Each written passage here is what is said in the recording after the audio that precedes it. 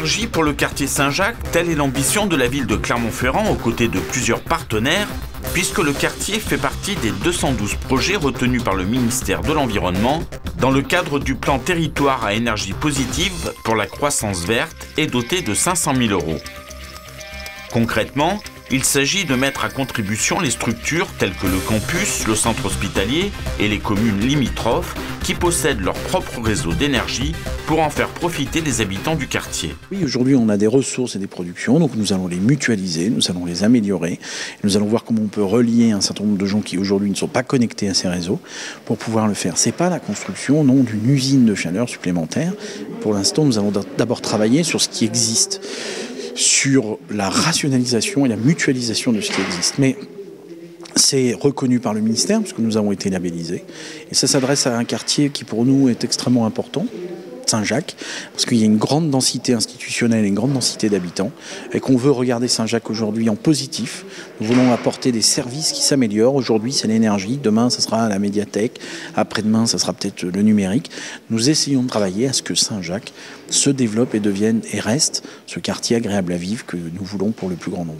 L'ADEME s'inscrit dans ce projet structurant parce que c'est complètement sur nos thématiques, c'est-à-dire comment gagner en efficacité énergétique. C'est-à-dire on a un ensemble de différents réseaux sur Saint-Jacques Plus et comment on peut interconnecter l'ensemble de ces réseaux et en interconnectant l'ensemble de réseaux, comment gagner des économies d'énergie et d'efficacité énergétique.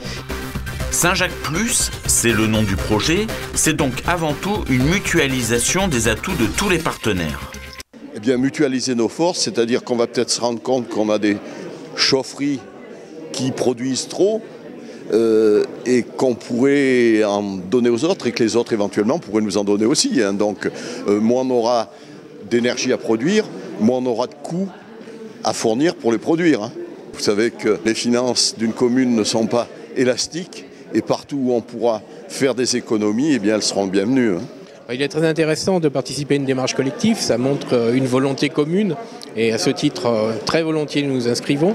Puis également, le Crous va mener une politique de réhabilitation lourde de l'ensemble de Sorparc à l'horizon 2020. Nous débutons dès le mois d'avril 2015 et pour la première fois, nous prenons en compte ces enjeux en termes d'économie d'énergie notamment, avec entre autres de l'isolation des façades. Aujourd'hui, le projet en est à la phase d'étude, même si quelques actions sont déjà bien avancées. C'est vraiment l'étude qui va nous permettre d'orienter les choix, d'orienter la temporalité du projet, de savoir comment déjà on peut interconnecter des petits bouts de réseau ici ou là.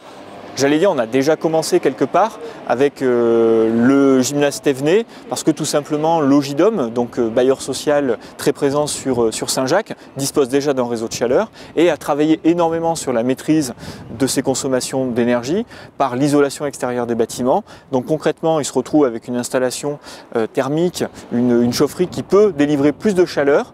Et donc on a raccordé un des bâtiments de la ville, donc le gymnase Thévenet, au réseau de chaleur de l'Ogidom.